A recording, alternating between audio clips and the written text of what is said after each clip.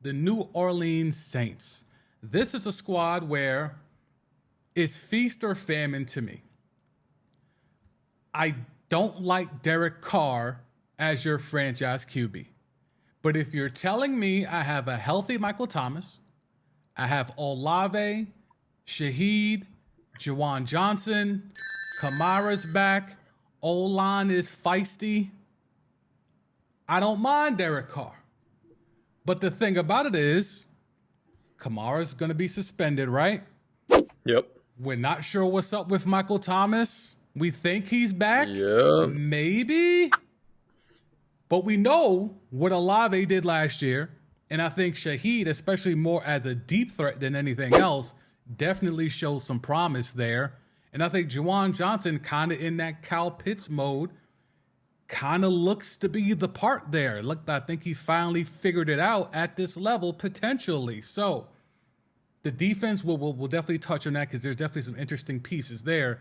But in regards to the Saints, with, according to the Vegas, the easiest schedule in the league, improved at the QB position, they get their franchise running back at some point early in the season.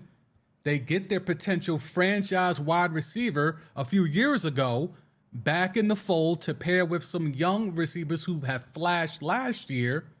G, give me your thoughts on the New Orleans Saints as we head into 2023.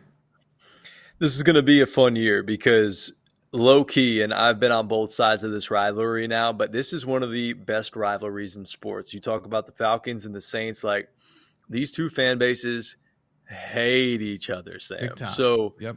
Yeah, this is gonna be a fun year because these are clearly to me the top two teams in this division. People are thinking, oh, like it's exciting and Bryce Young and it's cute there, yeah, this young team and Frank Reich and all that. But I'm not buying the Panthers. I'm not buying the Tampa Bay Bucks this year. It's the Saints and it's the Falcons. They're the two teams that are going to compete for the top of this division. And you could sit there and say, Derek Carr's, better than Desmond Ridder. Sure. He's got a better track record and things like that. But at the same time, we thought Derek Carr had tons of weapons in Las Vegas, right?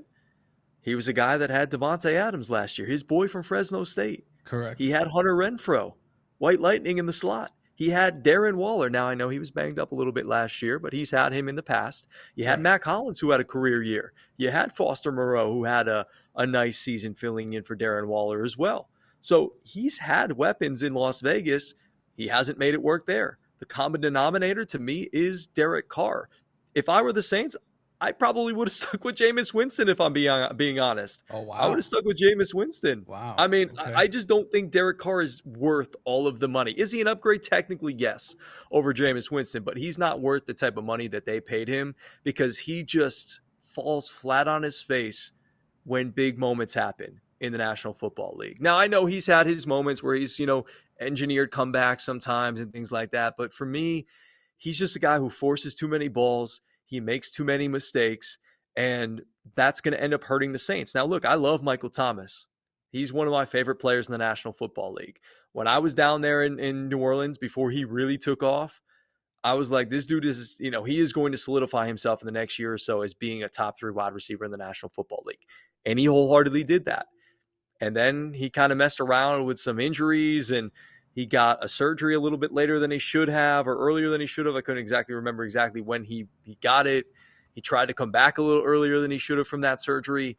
Didn't help, re-injured himself. So if Michael Thomas is back, how back is he? Like, I just don't think he's going to be that dude who catches 200 balls in a season anymore, or gets 200 targets or whatever it may be. Like, he's not going to be that guy. Now, I do like Chris Olave, and you mentioned Shaheed as well. He's a guy who can take the top off the defense. They bring their old friend, the country singer Keith Kirkwood, back.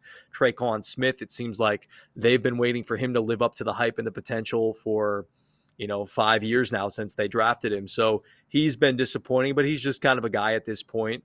I do really like their offensive line, Sam. I will say that. Their offensive line is young. They're experienced. I really like what they've really put some draft capital in that offensive line. So I like their offensive line a lot. You mentioned the tight ends as well. Juwan Johnson, everybody's talking about him potentially being a breakout. And they've got Foster Moreau, again, blocking tight end. Don't see him really taking a ton of the targets away. Taysom, I love Taysom Hill. He'll be a guy that they'll line up all over the place. They'll use him at quarterback, wide receiver, running back, tight end, whatever it may be. Kick returner, I don't care. He'll do it all, which I love. And then they brought back Jimmy Graham. And now I'm not sitting here and I'm saying like, yo, Jimmy Graham, Saints, he's going to have a resurgent type of a season. Like, I'm not thinking that, but it is kind of a cool story for all those Saints fans that loved Jimmy Graham back in the day when he was complaining about how he wasn't making enough money and how he should be categorized as a wide receiver instead of a tight end. But, that's neither here nor there. That's in the rear view mirror, as they say. And then they bring in a guy like Jamal Williams, former Packer great. Dude had like 12 touchdowns last year for the Detroit Lions. On the goal line. Yeah, monster in short yardage. Yeah, monster in short yardage situation. He catch the ball a little bit out of the backfield as well. Sure. He'll be a guy who will fill in fine for Alvin Kamara until he gets back. So yeah, I like their offense. It's pretty decent, but to me, it just doesn't have sort of the ceiling that I think on surface a lot of people will expect it to have. Be that as it may, though, do you think the Saints are a safer pick because Derek Carr is a proven commodity, albeit, we're not saying he's a star, but he's a known commodity. We know his weaknesses and his strengths, whereas Desmond Ridder, we're assuming he's going to take a step. We're assuming he'll improve in certain areas to improve with the talent around him. Do you think with now a healthy Michael Thomas, again, another guy who we know what he's going to bring if he's healthy, Kamara, when he comes back from the suspension, we know what he's going to be. And now off of last year, we know what Olave, Juwan Johnson, and Shaheed can do. Are the Saints a safer pick? Because the biggest question mark on the Falcons is Desmond Ridder, whereas the Saints, I don't think you have that type of question mark at any position on both sides of the ball. In reality, they're probably a safer pick, but again, I just don't trust Derek Carr as far as I can throw him. It's sort of the same reason why Josh Ridder more. I kind of do, because I don't think he's a guy who's going to turn the football over a ton. I just don't see him being a guy who's going to turn the football over 15 times on the season. Derek Carr could probably more talented in terms of he'll make bigger plays and he'll go off script sometimes and he'll look sexier than Desmond Ridder. But when you really comes down to game time and you really you got the eye test, you could look at the two stats and you could think okay, Derek Carr, his stats will look better than Desmond Ridder's at the end of the, when it's all said and done. But Desmond Ridder will end up passing the eye test a little bit better than Derek Carr will in my mind. Okay, that's fair. That's fair. I think for me, the reason why I've been kind of considering the Saints is because, to be quite honest, until last week, I didn't know Michael Thomas was healthy. I had no idea that Michael Thomas was, one, back, and two, healthy and actually in a position to reclaim his position in this offense. And when you potentially paint the picture of, again, we know Kamara's going to come back after 6 games. But Kamara can do it all in the backfield. He's very much like Christian McCaffrey. He could do it all in the backfield. Then you have Michael Thomas, who could be a slot killer. He could be a possession guy. He can lock that down in the intermediate stuff. Olave looks the part of a number 1 wide receiver to me. And then you have Shaheed, who could take the top off any defense, and he demands bracket coverage. And then you have Juwan Johnson, who could do seam stuff. He could do jump ball stuff. He could be a dynamic weapon. Derek Carr, as you mentioned, has had weapons with the Raiders prior. I don't think he's had this, though. I think, to me, it's an upgrade. Now, there was rumors of Carr waiting on the Jets, and the Jets, deservedly so, said, we're going to wait for Aaron Rodgers before we're going to figure that out first before we come to you, Derek Carr. But Derek Carr might have gotten into a situation that's the best suited for him, because I think in a dome, protect that arm, because that arm's not the greatest. And now you have Michael Thomas, Olave, Juwan Johnson, Kamara, Shaheed, a really good offensive line, an offensive line that took some years to gel with some draft picks that they've used a lot of capital on. I think this Saints offense with Kamara, so we'll have to wait till week 6, week 7 for that. But with Kamara in the tuck, this is a top 5, top 10 offense in the league. So if we're comparing that to what we might see, and again, we're using might with the Falcons because it all hinges on Ritter.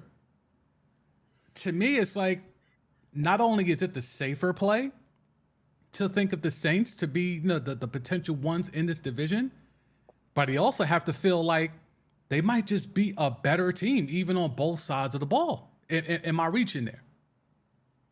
I think you are. Like I'm just not very high on the Saints, and probably our guy Paul, like back in Louisiana, would really get on me, and all of those guys, Jay and all those Saints fans that you used to talk to in Louisiana would probably get on me. But like, I think you also have to think about who the coaches are. Like the offensive coordinator is Pete Carmichael. Like he just kind of rode Sean Payton's coattails along the way, and okay.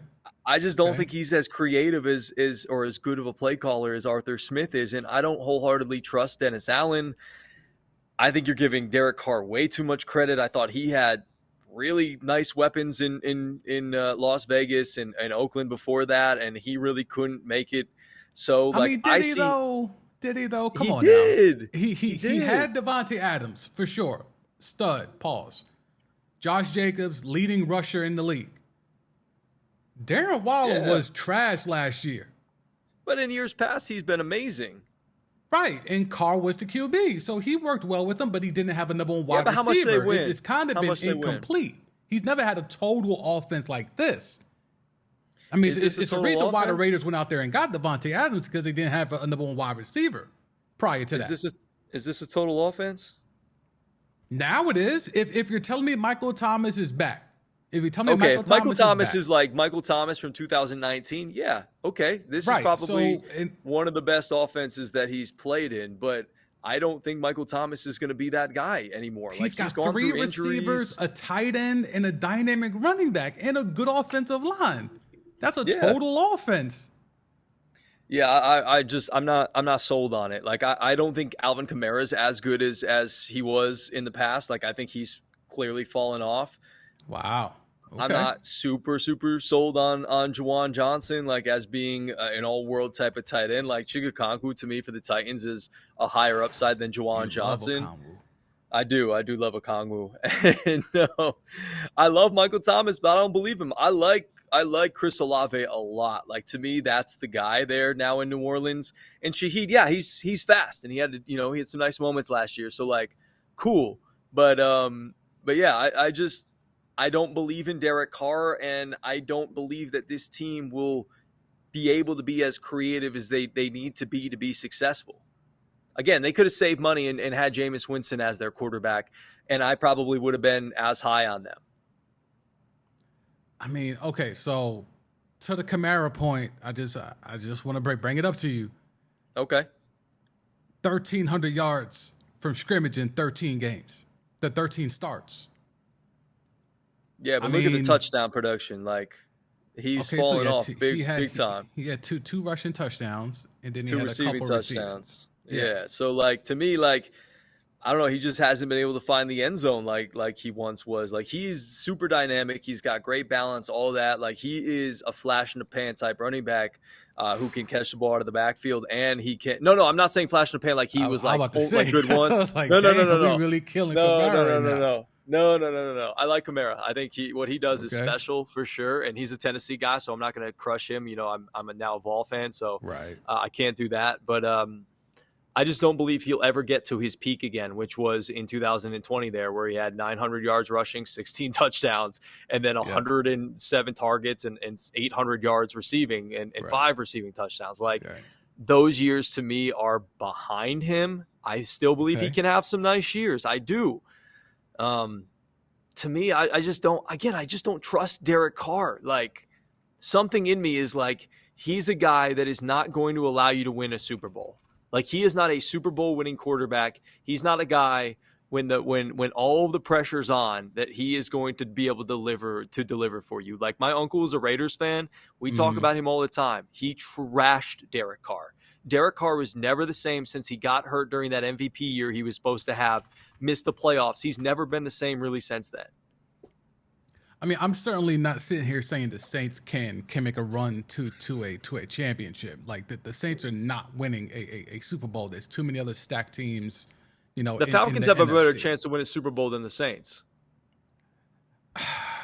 I mean, if one team has 5% and the other is 4%, like I guess we can make I guess the team with 5 is higher, but I mean, I think neither one is like a real threat. Like they'll come out in terms of winning the division, so they'll be in the playoffs. But I mean, in terms of advancing to the championship game, no. I mean, I think this conference is still clearly between San Fran and Philly to me. I mean, look at this guy. He's a loser. I mean, like he never has winning seasons like 10-7, 12-3, like 8-8. Like it's just very uninspiring. I don't believe in Derek Carr. Like I'll take the upside potential of a guy like Desmond Ridder and what that offense can be in positionless football. That gets me more excited than seeing what the Saints are trying to do in New Orleans. Like again, You spent all that money on Derek Carr. Who should they have gotten then? I mean, the thing is stay with Jameis Winston and spend your money elsewhere. You can't do that with Jameis. I'll die on that hill with Jameis 30 Winston. For 30. Like, come on, now. You can't. Yeah. You can't do that with Jameis. If you have this roster trying to win, that's improved on both sides of the ball. With assuming you're going to have Michael Thomas back to that 2019 form, I can't give him Jameis Winston. Like Michael Thomas ain't do all that rehab to come back to be with no damn Jameis. Like he had to come he's back. Going to come back to be with Derek Carr. QB. A real QB. Derek Carr is better than Jameis QB. Winston. As much as I was at one point in time pro Jameis, pushing the agenda for Jameis, I learned that 30 for 30 was enough. It was the best and the worst of Jameis. So it was. I was off that train after that. But I get it. Look, clearly Derek Carr is better. I just don't think he was worth all of the money that the Saints paid him. Like, maybe they could have went in a different direction if you don't want to go with Jameis Winston. I'm trying to think of somebody else that they possibly could have tried to go out there and lure in. There was a lot of good QBs. Heineke? I know. You want them to hand the keys to Heineke? Like, no, not Taylor Heineke. Oh, that's the thing. Gosh. I don't know who you go get. And the draft pick was, I mean, they could have maybe in the draft taken somebody, but somebody high up, but because they ended up drafting the QB, right? Didn't they get not Hooker, right? They don't have Hendon Hooker. No, Hendon Hooker's on the Lions. They drafted somebody, I believe. I could be wrong. Who? The Saints? Yeah, the Saints. Didn't they draft the QB? Jake Haener. Okay. All right. 4th round pick last year. I don't even know where he played college ball. I know anything about him. Fresno State. Okay. Dude looks like he weighs 160 pounds, and he's still in high school. Derek Carr probably might have put the call in, like Derek Carr out here on draft night, Could have. Yeah. But I think as good as the offense looks to be on paper, assuming health, assuming, Kamara comes back from suspension on point, the defense. Now, the D-line is somewhere where I always want to start with because that's how my brain has been wired since I was a child is if you can't win on the line, none of that other shit matters. So defensively, we know they still got your man's Hayward. He's still a stalwart on that line. Talk to me about the rest of this Saints defense. What are the strengths? What are the weaknesses? If there is a weakness, can it be improved in terms of somebody flashing in their draft class or just overall is it schematic? Like, talk to me about this Saints defense. So when it comes to the Saints defense, when I'm looking at it, and obviously like I'm not as close to the Saints as I am with the Falcons, so I won't be able to give you like as in-depth analysis, but Cam Jordan can still do it at a high level. This is a dude who's pushing to he's sort of like on that fringe Hall of Fame career-wise, and he needs a couple of more like good seasons under his, like really good seasons under his belt, high leverage seasons under his belt to kind of get him into the Hall of Fame. So he's still motivated there at the defensive end. I'm going to be honest with you, I don't know much about Nate Shepard. I don't know much about Kalen Saunders, who's up there. Carl Granderson, he's fine on the other side, but he's nothing that's going to be outstanding. Their defensive line to me, is kind of weaker than it's been in years past. And you lose David Onyemata, and Marcus Davenport didn't work out. He wasn't very good. You lose your defensive coordinator. Well, you didn't lose your defensive coordinator because their defensive coordinator is Joe Woods, but Ryan Nielsen was sort of like a defensive assistant last year. Scheme guy, he's getting an opportunity to be a DC. Yeah, so it's going to be sort of a change there for the Saints. I don't love their defense as much as, especially the defensive line, as much as I had in the past. So I don't think they're going to be able to get after the quarterback as well as they were. Now, you look at the second level with the linebackers, Pete Werner, second-round pick from a couple of years ago. They need him to start kind of developing quick, fast, and in a hurry. Love what the Mario Davis brings there in the middle at the middle linebacker spot. And then Zach Bond is a guy they drafted a couple of years ago while I was still there, and he's kind of, again, sort of in that same Pete Werner category of like, okay, young guy, we need him to step up. We're expecting him to step up to do his thing. So that's good. And then if you do you want me to continue like on with like the different levels? You want me to go to the secondary as well? Yeah. Okay, so when it comes to the secondary, they have the former Tennessee Vol, Alontae Taylor. I like him. He showed well last year as a second-round pick. Paulson Adebo, he kind of flashed last year, and he filled in nicely for a guy like Marshawn Lattimore when he was hurt. So I like that. The Honey Badger, big in name. I don't think he's got as much left in the tank. He's kind of like Patrick Peterson from a couple of years ago, like big name, but not quite as good as he once was.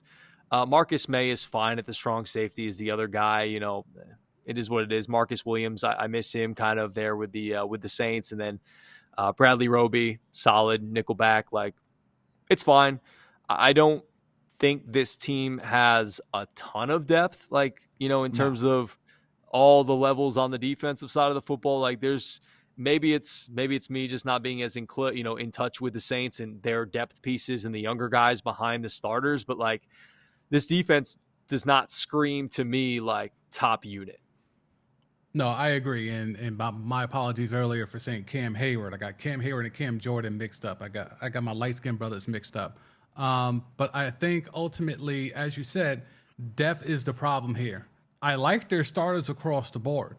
I don't have a problem with the unit across the board in terms of starters. I think it's if there's an injury, if there's somebody that's slumping, if there's someone that's not performing. Like Marshawn Lattimore was supposed to be that dude. He was supposed to be locked down, shut down, corner. He has flashed at times. He has been, prominent in big matchups at times, but I haven't seen the consistency. He's battled through some injuries as well, but, Roby, he's a guy that I literally just saw on the timeline today get cooked on the timeline. So he's a little shaky there in coverage, so I'm not sure how much I believe in that. And as you said, with the Honey Badger, I think he's just there in name only at this point. Local guy, it's going to be hard to move on from him with that fan base. But I think if there is a weakness of this Saints defense, I think it is just the lack of depth. I don't have an issue with the starters. I think the starters are more than serviceable. But I think the problem is if a Cameron Jordan goes down, it's a wrap. If you lose a DeMario Davis, it's a wrap. Whether it's Lattimore or if you want to go Marcus May, they go down, it's a wrap. So I think the problem is that there's little to no depth there. And I think ultimately that will be the bugaboo that will hold this unit from being something that could be, not necessarily top 10, but a upper half of the league type unit. Because with the starters, I think they got potential, especially on that fast track in that dome. And if the offense can be as high powered as they look to be on paper, I think that defense could really tap in. But if there's any slowdown, if there's any issues in regards to depth or injuries, it's a wrap for them. Yeah, no, you're absolutely right. You nailed it, man. Like it's a problem. They don't have the depth there that they once did, and that's also kind of what scares me about this team is, the offense. It might be, in your eyes, really good and really complete, but the defense is a little bit scary. They don't have a lot of depth, and they, the starters are just solid. They're fine. Okay. So we got, and I'll just mention this real quick because I did see this. The defensive line finished last in ESPN's pass rush win rate and 25th in run stop win rate. And from what we've discussed, it looked like they haven't really improved a lot from that perspective. So that's something to watch for. Cameron Jordan might be a lonely man, kind of like how Grady Jarrett has been the last few years. So with the Saints, 9.5. Easiest schedule in the league. 9.5 over under. You see the over there is getting a little juice there, plus 115. A lot of people hammering the under. Easiest schedule in the league, but as you've pointed out their flaws, you're not that big of a believer in Derek Carr. Defense lacks some depth, but easiest schedule in the league. Greg Larnerd, the word with G, ESPN Radio, Chattanooga, Tennessee, 95.3. What say you? Easiest schedule in the league. I'll take the over. I'll give them 10 wins. They lose the division by 1 game. The Saints or the Falcons win 11. Saints win 10. You mentioned it. Like, you go through their schedule and you look at the quarterbacks that they have to face. Sam, there's nothing scary about anybody on this list. Like, as bad as the defense could potentially be, like, right. There's just not a lot there. I mean, like, Ryan Tannehill, that scare you? Nope. Bryce Young? Nope. Jordan Love? Nope. Maybe. That's his Packer bias bleeding through. Don't worry about that. Baker Mayfield? Nope. Mac Jones? Nope. C.J. Stroud or Davis Mills? Not afraid of both of them combined. I'm not afraid. Trevor Lawrence? I have to game plan, but I'm not afraid. I'm afraid of Trevor Lawrence. Anthony Richardson? Only if he's outside the pocket. Game planning, yes. Justin Fields, again. Have to be afraid of Justin Fields. Kirk Cousins at home? Nope. Big step back for the Vikings this year. Big step back. It's a 1 o'clock game. That's his time to shine. Right. As much as I want to try to sell you on Desmond Ridder, you're probably not super afraid of Desmond Ritter not twice. Afraid of Desmond Ritter. I'm afraid of Bijan. I ain't afraid of Desmond Ritter. Jared Goff. Nope. Danny Dimes. Hell no. Your boy Matt Stafford. You already know how I feel about Matt Stafford. Nope. I do. Those are the quarterbacks they're facing this year. So give me 10 wins for the Saints. What say you? Yeah, I think I'm going to have to take the over here. As much as I want to, that defense does give me pause for concern, I just can't deny this right here. 1-2, easiest schedule in the league. They got the Falcons at 8.5, and now we got the Saints at 9.5. So Vegas seems to favor the Saints to win that division, but either way, I think you can parlay this and feel pretty good about it. I would love to see the juice on that. But yeah, I am definitely going to co-sign that with you. I think the Saints over 9.5.